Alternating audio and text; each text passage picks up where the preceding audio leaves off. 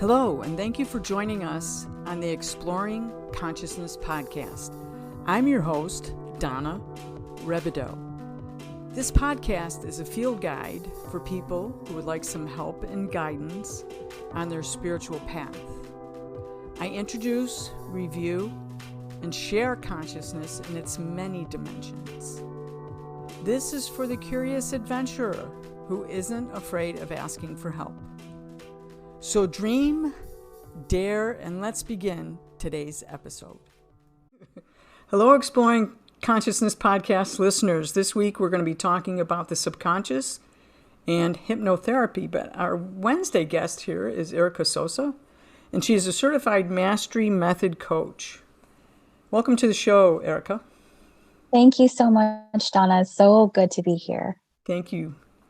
So, my folks have heard of your introduction, but would you fill us in a little bit on your background? I think that's very interesting. They'd like to know that. Absolutely. So thank you so much for having me, Donna, and for asking me that question. I truly love to share my story because I find that a lot of people have, I think they hold back on what they want to change in their lives because they think that it's impossible. And for me, coming from first of all, I'm divorced. I'm a divorced single mom of 3.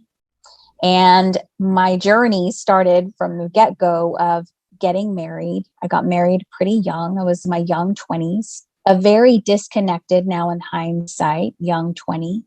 I thought that, this relationship will bring me to life. This relationship will change, and I didn't feel that connection with him either. It wasn't like a genuine spark that I could say, but it was enough to where I could, keep going, right? And then I was in too deep. I got married. I rushed and had babies. And it was when I was pregnant with my twins that this truly just all came down. It came crashing down on me. Everything that I had ever gone through in life and how disconnected I had spent the majority of my life, going backwards even to the relationship that I had with my own mother, always feeling as a child that I couldn't quite put my finger on why I felt so rejected and abandoned by my mom. I grew up that way. It was just something that I accepted. I accepted that as my truth. So then, of course, everything that followed was just as disconnected in my life. But at the time, I didn't know that's what it was. I just thought that was normal. So when I got pregnant, I had a difficult pregnancy. I had some medical issues that rose up, and I was terrified that I had lost my babies. When I went to the hospital, saw that they were still there, I had shut down. I couldn't feel anything anymore. It was that self-preservation. It was that protection of, if this isn't real, then it can't touch me. It won't hurt. If I already part with them and they're already gone, then them telling me that they're gone isn't going to impact me as much. So when I saw that they were there wasn't happiness, there wasn't sadness, there wasn't anything. I was completely shut down. And it was just to protect myself. So I had my pregnancy, my continued pregnancy. I had a lot of postpartum or in pregnancy. So I had a lot of pregnancy anxiety and depression. And of course, fearful of taking any medication or doing anything. Went to my doctor, talked to him. And I remember vividly what the nurse told me. And she said, Eric, I really need you to get a grip, get a hold of yourself, because if you go to the hospital, they're going to take care of you. They're going to give you everything that you need, but we're not going to worry so much about how it affects your babies, right? So our focus is going to be on you. So then that motherly instinct kicked in. Of course, I want my babies to be okay, right? So I did. I got it together as best as I could get it together. But my pregnancy was spent in a very lonely place. I felt very scared and terrified to have them because I didn't know what to do. So I had my babies. They were NICU babies. They were in the NICU. So to add insult to injury, right? Like I didn't even get to hold them very long. So from the standpoint of a mom who was already pregnant and disconnected from her babies, you have the babies and you think, oh, give me my babies, let me hold them. Well, they were having troubles because they were born early. So it just further solidified in my mind how this really shouldn't have been happening, and how much very more disconnected I became from that. Then I didn't even go home with them in my arms. They stayed in the NICU for a month. So I go home and I feel like a shell of myself. I am doing everything I can to go and see them. And I felt like I was on autopilot. I felt like a robot. I felt lost and I felt alone. Never mind that my relationship had deteriorated and that was a shell. We were just functioning, and there were band-aids that were put all over my relationship and barely holding on and keeping it together. And so you fast forward, life went on. My girls got bigger. I ended up getting pregnant with my son. I vowed that I would not have a repeat. It was solidified in my mind that I didn't get to hold my babies. I didn't get to touch them. I didn't get to smell them. I didn't get to do all the things that it instinctively, as a mother, you think that you should do, you could do, you should have that opportunity. So right away, I advocated for myself. I told my doctor, please, whatever happens, I just need you to let me hold him, bring him to me. And they did. My relationship with my son was entirely different. But then again, so was my pregnancy. My pregnancy was easy peasy. Everything was great. The only thing I was exhausted, but it was because I had twin toddlers and I was pregnant. So I really thought this is just such a polarized relationship. Here I have a relationship with my son who is so deeply connected. And here I have could I even call it a relationship? A ship of what with my twins? But I was terrified to even go down that road. So I did seek out the help of therapists. I even thought, okay, adoption therapists, that's the first stop that I had. And I thought, if adoption therapists work with families who are not having biological children and they connect them and they help them connect, then surely they can help me. But no one would help me. They wouldn't take me on as a patient because the children were biologically mine. So then came the guilt, more guilt, and then came more shame of great. So now these people, these therapists that are here to help are telling me they can't help me because these children are biologically mine. I felt so alone. And I really did say to myself, it's too late. I'm not going to be able to get out of this hole.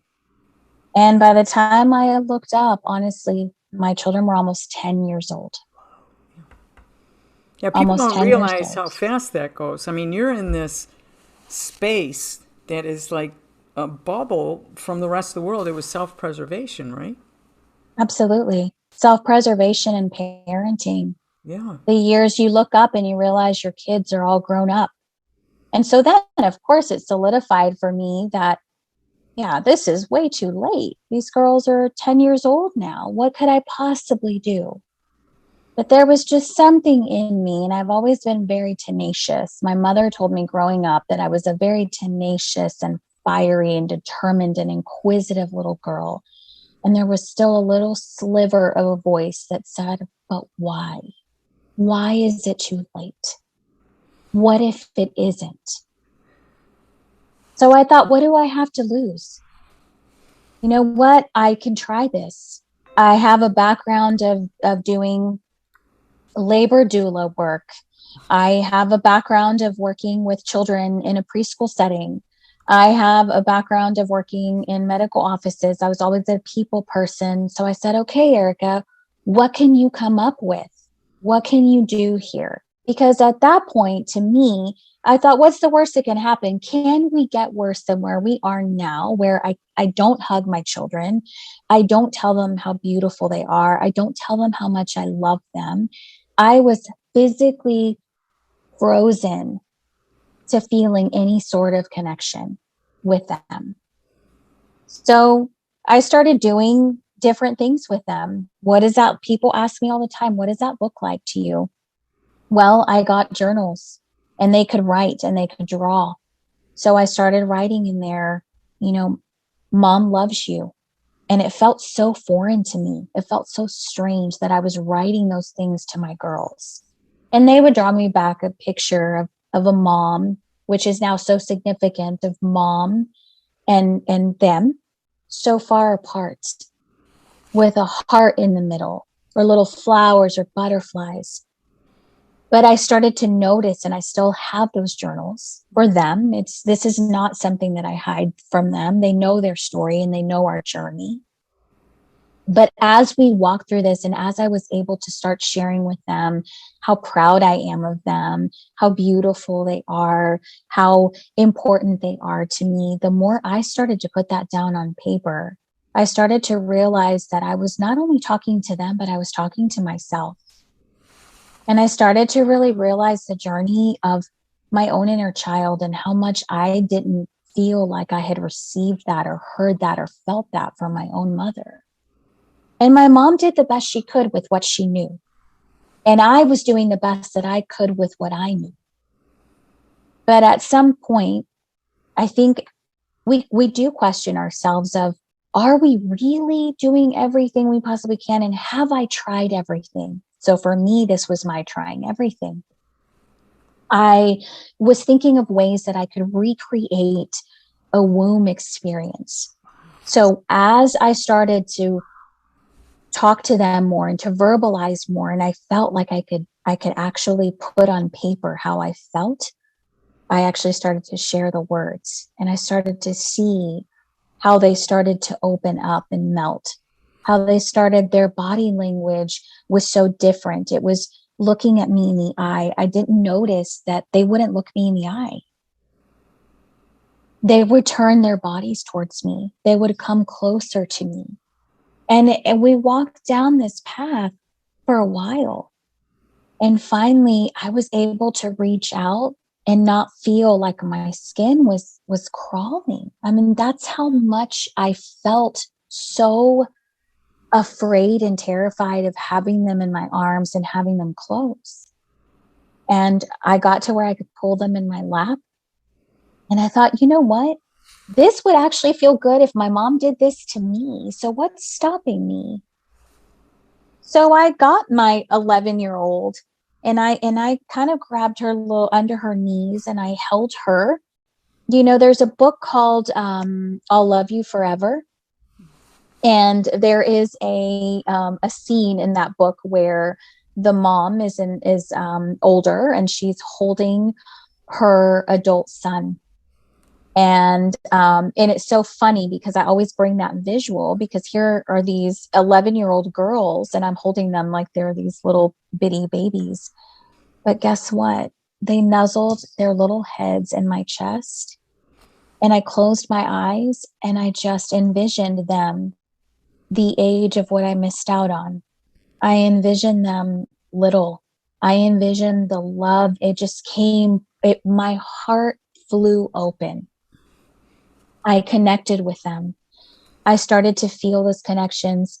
And so my physical being was feeling this, and I could literally feel my mind going, this is working. It's not too late. Keep going. And so I did. I continued to recreate those moments. I continued to talk to them, and I started telling them, you know, mama wishes I could put you back in my belly. When you were in my belly, I could feel you moving. And I would tickle them and they would giggle and kind of move around. And I'd tell them, I'd say, yeah, see how you're poking your foot out? And so I started just recreating that for myself. And somehow my brain accepted this as it happening again. So you fast forward from that, and we're now at age 12. And I thought, you know what? I really need to create something and do something with this. But fear of being seen, fear of sharing my story, fear of judgment, fear of what kind of mother are you? What kind of mother were you? What kind of mom can't tell her kids that she loves them? What kind of mom feels her skin crawl when they get near her because she doesn't know what's going to happen next?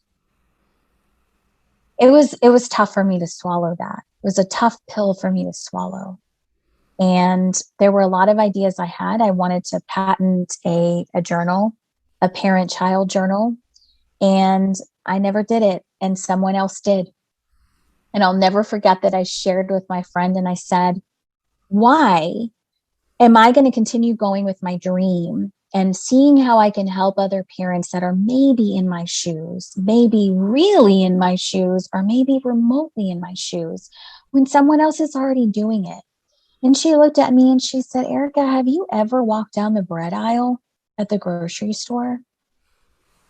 There's all different kinds of breads for everybody. Some people like wheat bread. Some people like bread that's nutty. Some people like white bread. Some people like potato bread. The way you do it is different. The way you share it is different. The way you teach it is different. Your story is different. But you are on this earth for a mission. And so you're just going to keep it to yourself? She said, share your bread. And I said, you know what? You're right. So I said, okay, well, in what capacity can I start to help people? So I started researching, what can I do? I fell into parent coaching, and I quite literally fell into parent coaching. The program was going to start within less than a month. And so I said, okay, let's do it. I had some savings. I was scared to let that go. And I said, no, you walk forward with this. I did a parent coaching training. In parent coaching, I realized a lot of inner child work still needed to be done. Went backwards and did a lot of work there. Really had a great experience with parent coaching, training, and certification. And then I thought, something just still isn't sitting with me. And I realized that through the disconnect of my children and walking that down that road as a parent, it was truly about the disconnect with myself to begin with. And it was the journey of going backwards and figuring out, how do I reconnect these parts of myself? How do I reboot those parts and bring them back to life? And not only that, how much of my life is going to be impacted by my doing that, just plugging it in? And so for me, it's a visual of having those strips, those power bars that you just start plugging things into. And what happens? Electricity goes to whatever you're plugging it into. And that's essentially what I thought this needed to be for me. So I thought I need to take this a step further. And I did. I got into a mastery method coaching program. And I love the method that this goes off of, because number one, it goes to bringing awareness to what's going on. And it's not about what's going on up in your head. It's about going down and in. It's really going deeper and guiding and being guided by a fellow coach to see what that is. Then bringing into the circle of acceptance of the situation, the present, about the past, whatever that might be. And then settling on aligned action. What's the next step that you take from here? Now, I can also bring in that from my background, I've had over 2 decades of off and on going to counselors and therapists. I've even been on medication. I've been on anxiety medication. I've been on depression medication. The counselors and the medication served a time and a place in my life, and it's different for everyone. What I saw the most difference for me is that in counseling, we talked about the problem over and over and over. So if I came into the session 20 times, no one ever stopped me and said, okay, let's work on accepting this. Let's work on forgiveness, and let's work on what comes next. Wow. Right? Wow. No one said that. So no one said that to me. It was just crazy. like listening, like 20 mirroring times back to me. Right. And so, yes, we could talk about, well, I could do this, but it was also coming from the perspective of the therapist or the counselor giving me the answers. So it was, well, I hear the problem. What I want you to do is go and do this and this. What needs to change is this and this. Well, I don't know about you or anybody else that's listening, but I think in all of us, we have a little bit of a defiant twist in us that says, well, why do I have to do that? Your brain doesn't accept that because it's not coming from you. And with coaching, we question enough to where we get you curious to start questioning yourself. So you've said two really important things, and one is becoming aware. So in our podcast, we've always talked about consciousness as awareness, but I like that you took it out of your mind and down inside in your heart and your soul and your subconscious. Absolutely. And then because alignment. it's not in your mind. And it's got to come from your experience. It has to be aligned. I love those thoughts. Thank you, Erica. Yes. Please continue. It does have to be. It does have to be from you. Yeah. And it's from you because when it comes from you, you accept it better. Yeah. And so what people don't understand is that they think, well, what is a coach? And so I tell them, here's the difference. With a counselor and a therapist, you take your car in and they tell you, okay, you need to change your oil. You need to change your spark plugs. We got to put a new air filter in. We've got to change the tires. All right, come back and we'll have it done for you. What did you learn? That you just take it in and they do everything for you. That's it, right? So then what happens when you get a flat tire on the side of the road? You're frustrated and you're upset because you're having to wait for someone to come and rescue you. When the truth is, we can all learn how to change the flat tire. So that, and in a coaching perspective, you bring me the car and I say, hey, come here. Let's get under the hood together. You see this right here? This is where your oil is. Now I'm going to show you how to take that out. And I want you to tell me what you see. I want you to tell me, oh, the oil looks grimy. It kind of doesn't look like this new bottle of oil. Okay, what do you think needs to happen? Well, I need to change the oil. Well, then how do you think we need to do that? So it's me teaching you how to do this because the end goal in mind is to have you not come back to me after we've worked together through a certain amount of time, right? And because of my coaching journey, I have played with the different types of containers that I have. We call them containers. So, I've done 8 weeks, I've done 10 weeks. And right now I'm currently settling on 12 because that's where I've seen the most change. Erica, it's like you came up with the 4 A's of change, the 4 A's: awareness, acceptance, alignment, and action. Would you agree with that? Absolutely. And that's the mastery method. And that is the mastery method. And that's where I got my certification. So I would love to say that I came up with that. However, I didn't. It is the mastery method. Okay. And that's what I got trained and certified in. That's the 4 A's of the mastery method. People can come to you. You're certified. And you've been through this. You're in this journey. You have parenting coaching. You have all this background. You have a lot of skills. What has happened with your children in the meantime when you're going through all this? What was going on? Oh my gosh. I tell people all the time, you cannot give anyone water from an empty cup. Mm-hmm. Yeah. You have to keep filling, I know people have heard different variations of that analogy, right?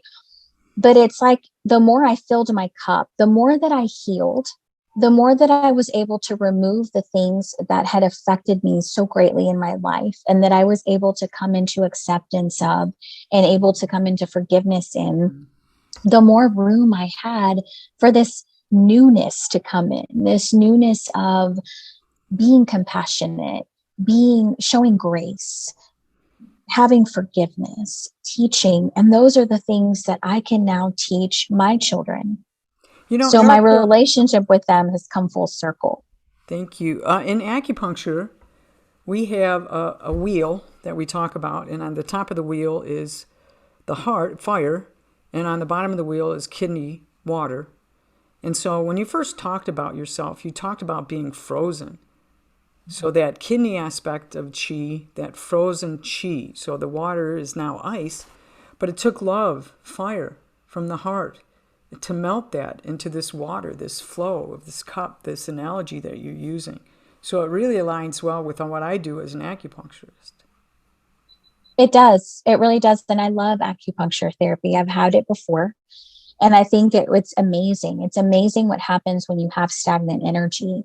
And so in that likeness, it's no different when you start with the coaching that you're not only getting your physical body to move, right? So it's the emotions that begin to move. And so there's always so many beautiful things that you can add on to this. You can definitely add on Reiki and the hypnosis and the acupuncture and so many things that can come into line together. And for me, that's what was so important, is that I could share with my clients and be honest and come from an integrous part of myself, because it's so important to me that I'm integrous with my word, that I don't say, you know what, I get it. I understand. I've been there. We've all heard it. But for me, it was important that it was actually true, that I could say I have, because every single tool that I use to help my clients, I've put myself through, and I've gone through it with my own life. So when I say I understand and I get it, I mean it. So I want to talk a little bit about how you got to Mae. Like if you've done all this work, you've done counseling, now you're certified in parenting and you're certified in mastery. Before I get to Mae, and I kind of stepped on you there talking about coming full circle. How old are you kids right now? My twin girls are now 16. Oh my goodness. They're 16. And And do you see the change in them and the bloom in them? Are they like this lotus flower that has bloomed now? I see it. And it's so beautiful. I can honestly tell you that I have a unique relationship with each one of them, and it ebbs and flows. Sometimes one of them just absolutely adores me and likes me so very much, and the other one is slamming the door and saying, it's not fair. But I know beyond a shadow of a doubt that they both love me, and they know that I love them very much. And I tell them every single day without hesitation how much I love them and how much they mean to me. And I've always been very open, like I had said before. So they know our journey. There are no secrets. They know how I felt. They have the journals. They also have journals, which I had not shared with you, that That's I okay, actually yeah. wrote to them.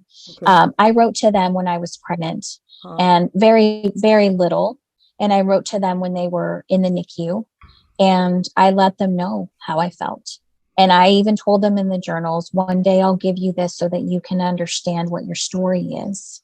And so now that they have that, and then the journals that we did together, it puts it together for them. I think it answered a lot of questions. And not only did it answer a lot of questions, but it also filled in the blanks with truth other than what our mind creates. Because our mind, if we don't have an answer, it's going to come up with an answer, whether it's true or not.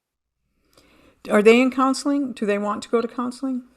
They are actually in counseling. We did try when they were younger. It was not something they took to very well. And I can definitely understand now that they weren't receptive and open because of how shut down everything was in this house. Wow. But now all three of them are in counseling. Now all three of them are so much more vocal, setting their boundaries. They have the confidence of knowing that no matter what, I love them. I always tell them, my number one rule, I tell them every day, no matter what you say and what you do, my love for you will never change.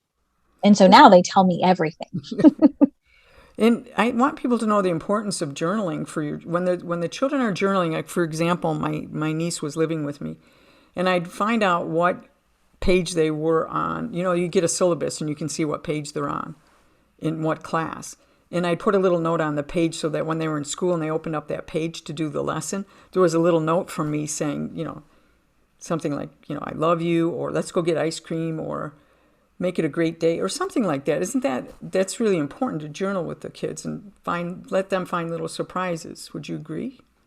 I would absolutely agree. They love reading those words, and from the people that they trust the most, right? Their caregivers, the people that are pillars of strength in their life. So absolutely. I watched the evolvement of how much they would write to me. And at the end of the day, the pictures that came forth were now side by side. I was going to So ask. there's so much that kids tell us through their art when they can't articulate things. And it's just about listening and watching what they're doing. They really do tell us a lot. They're not frozen, are they? They're not frozen anymore. Wow. I think they were frozen for a long time. They felt that my love was conditional. And now they know that it is very unconditional. I love them no matter what, even if they get upset or if they tell me they don't like my hair, whatever it might be. They know that I love them and that I value their honesty and their voice, and that their voice matters just as much as mine does. Yeah, Erica, your journey is quite unique in that you tried to go to the adoption counseling. You tried to get some help. And what I like about you and your story is that you didn't sit back and just be a victim. You said, I gotta do something. I gotta do something. And I think it's important for people to have the resources. But you didn't know. You didn't know. You didn't have the support. You didn't have the knowledge. You didn't have the role model. So I love what you did. I love that you went out and you just fought and got yourself unfrozen and your kids unfrozen. And I just love that. What brought you to Mae, and how did you think Mae could help you when you have all this background and training? I love that question. I think it's like my favorite question. Of course, I love sharing my background, and I do want to offer something. What you said, Donna, because it really like brought that fire back up in me, and that's the whole victim stance, right? So I would be lying to you if I told you that I didn't have those moments. I had plenty of them. I'm human. We're all human, right? And so it was about forgiving myself for the moments that I did sit back and go, that's it. This is done. It's over. My kids, I'm never going to connect with my kids. I'm never going to have a relationship. Everyone's judging me. I'm just going to stay in this hole because everyone's judging me anyway. Why do I have to do anything? Why should I even move? And I said, we all kind of need those moments, right? I think we need those moments sometimes to say, wait a minute. It kicks in, right? Like, okay, I hear you. I got it. And it's also important to acknowledge that part. Okay, I hear you. I hear that you think this is going to be tough. I hear it. And you know what it is? I hear you that you think they're judging you. Okay, maybe they are. But are you judging you? And if you are, can you forgive yourself for that judgment? And what can you do different? Do we want another 10 years of what we've had the first 10 years? Or can we try?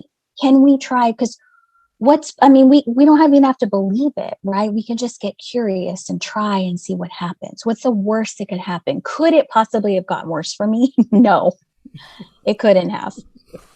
So I just wanted to talk to that because I do want people to know that I did have those moments where I very much was a victim, and off and on. It's why I woke up one day and my kids were 10 years old. But we have those moments too, where we have that little voice fire. I love that you addressed that. Thank you for not letting that go. Yeah, sometimes absolutely. I run 2 or 3 questions together. I make a statement and a question, and I'm like, oh my God, the person wants to actually address that. Yeah. Well, I love the inquisitiveness, right? Like, I love your question, Donna. Now, getting to the meat and potatoes of Mae. For me in this journey, yes, I have had counseling and I have put myself through these coaching programs. I have been coached. There comes a point where I feel like you can see everything solidly. It's almost like you're looking through a window. And I can see where I've been, and I can see where I'm going, and I can see where I am, but I can't get past the window. I can't touch it. And so there were certain aspects where I knew I had worked through it so much. I knew the root of where it came from. I knew what transpired. I knew what it led me to. But there was still a sliver of something that my mind was still not it's going down this road, right? And so it's seeing a roadblock, and it's almost like those toys the little wind-up toys that you used to have as a kid, and it would run into a wall, and it would just run into the wall and run into the wall and run into the wall. Eventually those toys evolved, and it ran into the wall and it pivoted. That's Mae. That's the pivot. You run into the wall, and with Mae and subconscious work and hypnosis, you learn how to pivot. And how did Mae get you ready? What did she say? How did you find Mae? So how I found Mae, so one of my mentor coaches in my coaching program, she has a platform for coaches, and there's a community there, which community is so very important.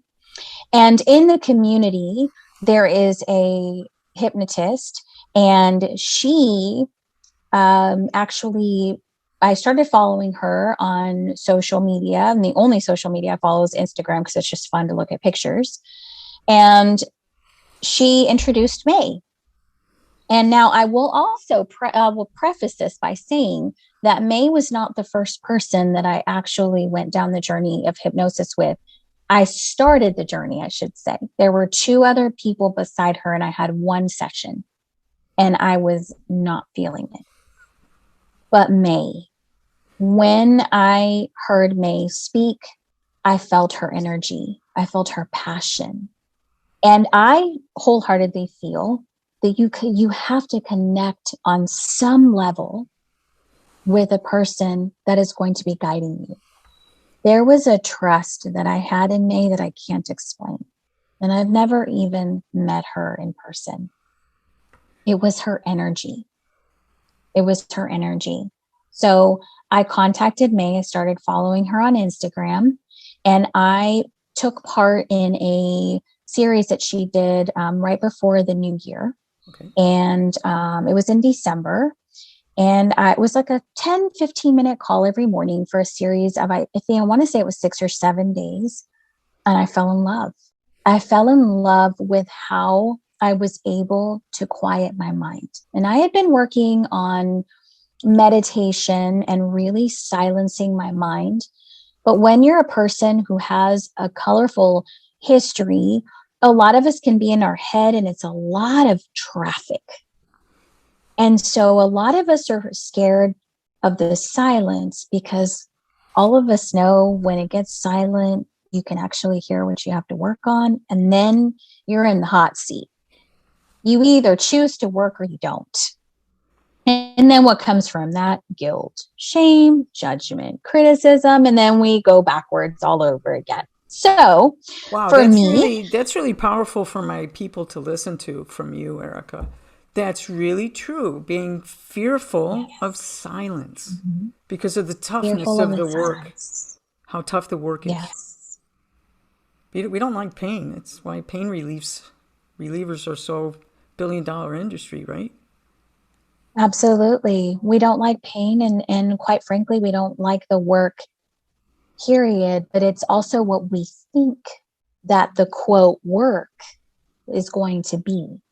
We don't realize what we're capable of. And we also don't realize that sometimes our mind makes something much bigger than it is.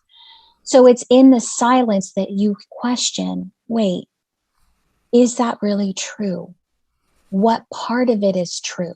And then you realize that it's a very small portion of what you thought the huge quote work was. And it's so small that it becomes doable. That's a really good point. Our minds do make that mountain. And if we can be quiet and realize when we go inside, it's just this really little molehill. What were we thinking? Yes. Your left brain can lie to you. Yes, it can. And because our minds don't like to not know, right? That's why we as humans have fear of the unknown. We don't like to not know. So if we don't know, we're going to make it up. We're going to start assuming, well, someone made a face at me. Oh my gosh, they think I'm the most horrible person. And they are judging me, and they've judged me for 10 years and I'm a horrible person. And then you start believing this. Well, maybe the person just had a gas pain. I mean, what do we know, right? I mean, we don't know that person made a face because of that. You know what I mean? That's why we call it stinking thinking. Exactly. I don't know if I It's can the put that on the stinking podcast. thinking. Thinking. Maybe we could We just overthink. make that a person in your head and just put them off to the side and let them gab over there. Yeah, just talk to yourself, man. I'm going to go do a meditation. Yeah. Okay. It's Yeah. important to acknowledge that part, right? So it is Yes. important to see that. Yes. So in going back to my journey with Mae, I connected with her, I trusted her, and I said, I'm going to give this hypnosis, this subconscious work, another shot. So I said, okay, I'm going to sign up. Did she explain to you that it's going to be subconscious work? That this She hypnosis did. is going to be different? Her hypnosis is different than any other hypnosis, right? Do you It's think? very different. I think everyone has their own. You get certified in different types, right? But Right. you find your way. And depending on your background, some people are intuitive, some people are Reiki masters, some people are working acupuncture, whatever it is, they add their spin to it. And that's the beauty of working with different people, is that you work with the people that you connect with and that you trust that whatever way comes to you is the way that it needs to be for you. That this was like destined to be, that this is how it was. So how was it? And Mae just fell in my lap. So it What was happened? Tell us about amazing. it. Tell us about your I journey. was Tell us I was about how so it went. open with Mae. I was so trusting of Mae. She has a way of bringing that forth, that I really was open to whatever came.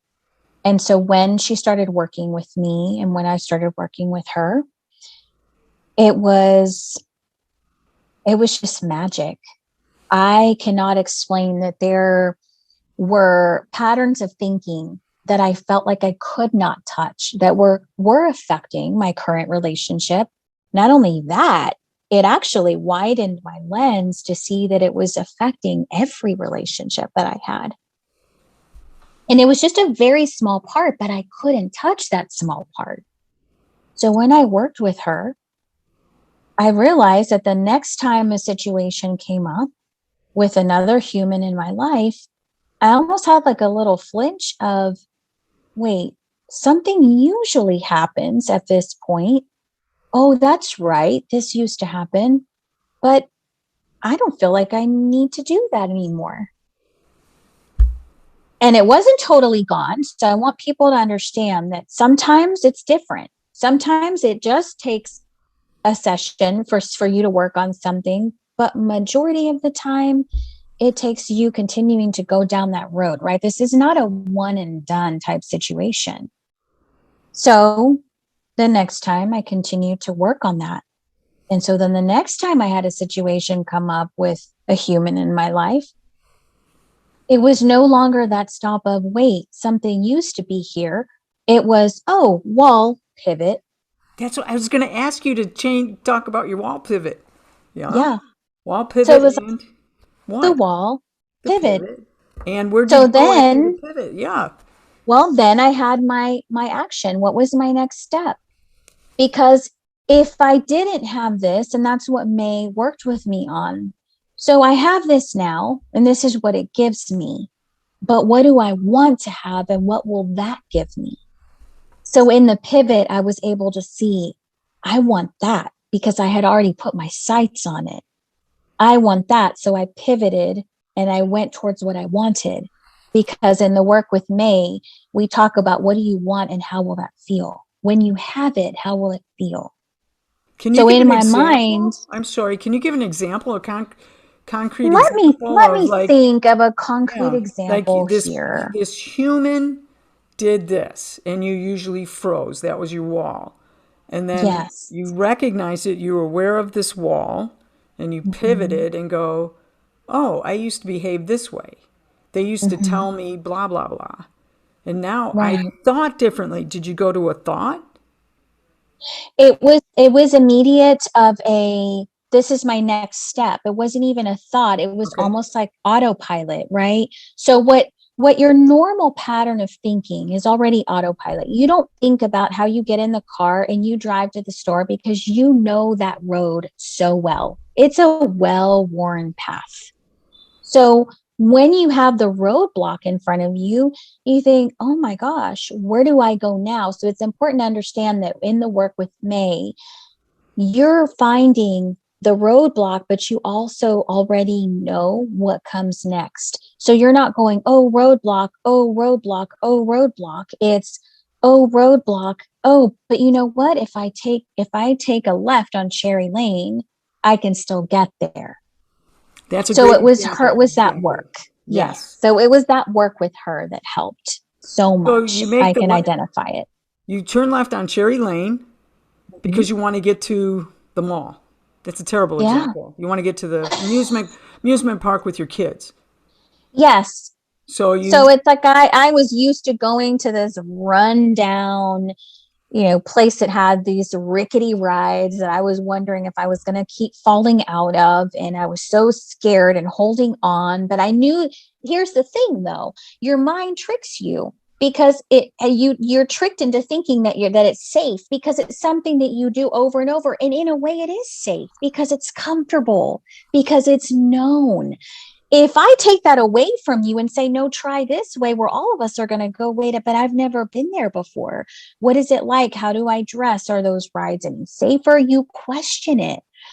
But that's why the questioning comes as she's doing the subconscious work with you, as she's walking you through this relaxed state, she's giving you those thoughts from yourself. So she's asking you the question, she's guiding you. So it's okay. If you took a left at Cherry Lane, what's there? And how do you know? And what does it feel like? What does it look like? So then the next time I go down that roadblock, it's not, oh, I'm so scared I'm lost. It's, oh, I can take a left on Cherry Lane because I know what it looks like and I know what it feels like and I know what I want. so you're in your imagination, which comes from your subconscious. Mhm. She has you while you're in this relaxed state. Imagine a safe place for yourself. Imagine a ride that is safe. It's not rickety, but see it in your mind's eye so that when you Mhm. turn left, you're already seeing it. And you Mhm. can see it in the beginning and go, well, no, I don't want that. I want that. And I think that's Yeah. what happens when you become unfrozen and people start asking you questions that you don't realize, like, what's your favorite color? Something simple. And you go, Mhm. oh, I don't know. Because you never thought of yourself. You never thought Yes. about your want or what you liked. Oh, I like forest green. I didn't even know that. Oh, I like to eat, this food. I didn't even realize. So you become awake, you realize you have a whole widened lens of what you like and what you want. Would Mhm. you agree with that? Is that Yes, what you saw? absolutely. And I also found that not only did I have a widened perspective and a widened lens, but I also saw in my mind's eye that I could actually have it. And so I could physically see myself calmer. And I can give you an actual concrete one in a session that I had with her. I grew up um, And do you want to going do this, to, Erica? Do you want to share this? Mhm. I didn't mean to I make it. do. Okay, let's No, go I ahead. absolutely would love to share this. Okay. I grew up um, going to Mexico, which is where a majority of my family is, every single summer, beginning from the age of 5. I went as an unaccompanied minor on an airplane, had no fear, went the whole summer without my mom and dad. That was great, living my life. On my dad's side of the family, I have a cousin who I stayed at her home, and it was not just her, it was her siblings as well, my aunt and uncle. They took care of me. And then everyone just kind of like shared me. I was living my best life, going everywhere. And everyone was so happy to have this little American girl. It was also how I became bilingual. And for a while, she came to the States and lived here in the States with my family. I was now older, and I didn't realize how nitpicky and how judgmental and how critical she was of me. Everything I did, sit up straight, don't eat like that, close your mouth, put your shoe, why do you wear your shoes like that? Your hair, why are you talking that way? Why are you saying it that way? And that voice became so ingrained in me that it took a session with Mae for me to realize that it wasn't my voice doing that. It was hers. So in a session with Mae, she had me sit across from this cousin, and she had me give everything that she doled out on me right back to her.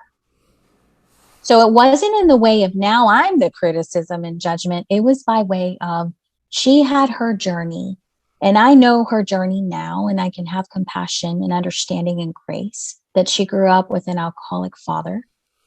She grew up in a home that had to accept her uncles as part of the kids because my paternal grandmother died when my dad was 8. So they grew up having a very different type of background and family. And I now got to the point where I understood that she had someone in her life that did that to her. And I think it's important to understand that there are a lot of things that generationally we don't intend to hand down, but we can be the person that says, this stops with me. I will not hand this down to my children, to hand down to their children, to hand down to their children, not because I'm judging it, but because I can change it. I can shift it. I have the power to do that. And so for me, it became in that hypnosis and understanding that she was only giving me what was given to her, and that I did not have to take it anymore. Wow. And that I could give it back to her, and I could say, here's your stuff. This doesn't belong to me. I took it from you, but here it is. And I started unpacking the suitcase of everything. And in my mind's eye, I was handing it back. I was handing this insult back, this judgment back, this criticism back. And every single time I did that, I felt lighter.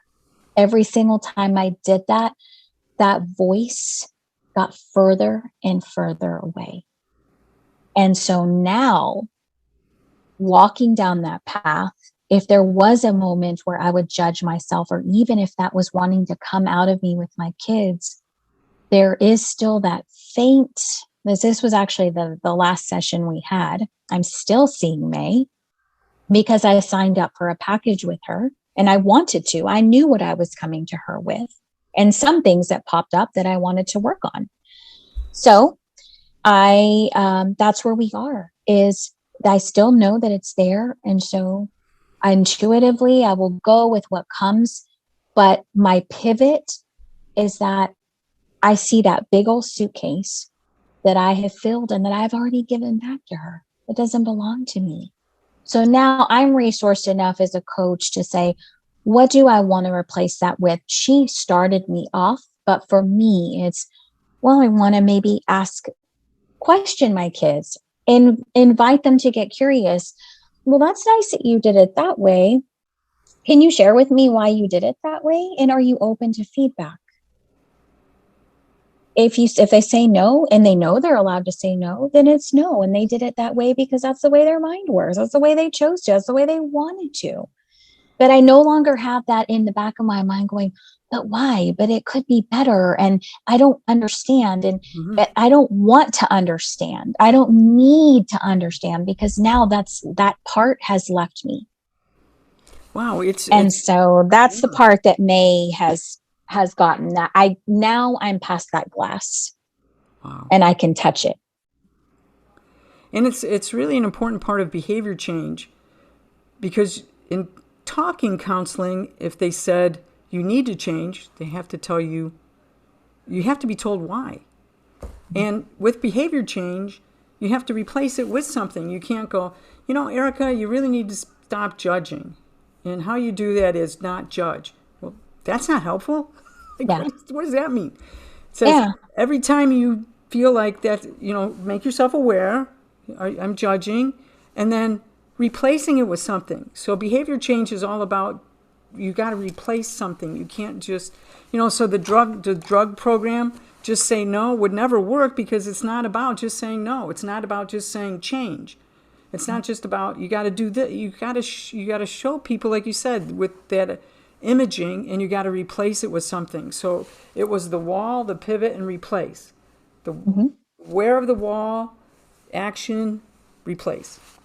Those are really key, aren't they? So talking therapy, like you said, you keep saying, well, this might be good at this time, and this might be good, because you're not throwing the baby out with the bathwater. You keep saying, at this point, this is what I needed, but now I need this.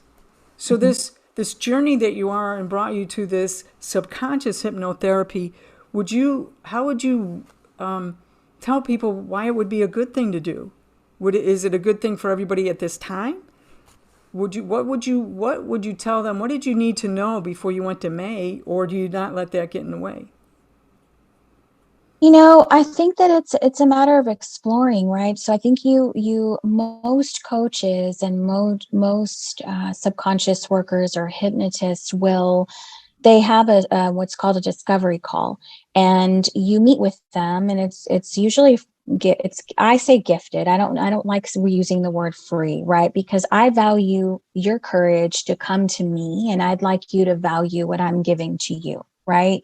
So I have a gifted session, and that's where I literally coach. I coach you because I want you to see what it's like. And then you could say, you know what? Yeah, no, this doesn't feel right to me. And there's no hard feelings on my part. I'm going to encourage you to listen to that little fire and that little voice that you've been squashing down. And maybe you say, you know what? It is for me. And we might actually explore why is it not for you? Let's go down that road and let's talk about why it's not for you, right? Not because I want to convince you, but because I want you to come from the place inside. Is it because I'm fearful? Is it because I don't want to do the work? Is it because I'm not ready to do the work? And as a certified coach, I'm trained to say to you, you know what? This is trauma, and you need to see a counselor. Now, I have clients that work with a counselor and with me. So they talk things out. Right. And so where Mae comes in is, you could go to her because you want to know why you can't stop eating the cookies. You want to know why you can't stop obsessing over the ugly shoes that your partner wears. Right. You could go to her for that, or you could have coaching and figure it out. And you see, okay, I can't quite touch this. And then you go to Mae. Or you go to Mae and you figure out, what is it within me that I want to wake up? And then maybe you go see a coach and come back to Mae. So there's no one right way. You try it out. And so with Mae, you do have that free session with her, and she talks to you about it and tells you what it is. And you can decide, this is something I want to do. What great advice. Or I don't, I'm going to wait on it. Yeah. That's great advice, because a lot of times, like you said, people will think, well, I have to go in lockstep. I have to do this step, this step, this step. And they don't realize you have options, and you can flow with it, and you can you can make it your own. I love that. That's key, Donna. And that's one of my favorite words is flow. You flow. No wave that comes in the ocean is the same. There is not one wave that is the same. The water. It's you become the water, right? So you just flow. We had one last question, and I have forgotten it too. I wrote down, what else should we know? But I think it was, so that's such an open question. What else should we know? I don't know why I wrote that. It's more like, I want to ask you two questions then, and you can choose, since we're talking about choice. One question would be, is there a question that you really want to answer, but nobody's asked you the question yet. And the reason I say that, when I was a professional athlete and we got interviewed a lot, there was a part of me like, no one has asked me why my dad supported me over my brothers. No one's asked me that question. Do you have such a question rattling around in your head? That's my first question. Do you have a question that no one's ever asked you and you always wanted to answer? Or two, is there anything else we need to know about you or Mae that would help my listeners? So those are two questions. You can choose either one or both. Let's see. The first one I would have probably said beforehand, that I wish people would ask me about my journey, and people would ask me what disconnection felt like to me. But now I'm just so grateful that I've gotten past that and that I can share from a place of acceptance and forgiveness of myself, and knowing that if someone judges me, that's just a reflection of what may be going on, that they're judging within themselves, right? I have a question for you. Did you ever question as a kid where were the adults in your life? Where was your support system? Did you ever did that question pop up in your head? No, because my brain filled in that I was just, this is how it is. There, right? Okay. This is just how it is, right? Okay. So it just filled that gap in. And I did question it. I think I questioned it, but I gave myself the answer of, well, mom just doesn't accept you.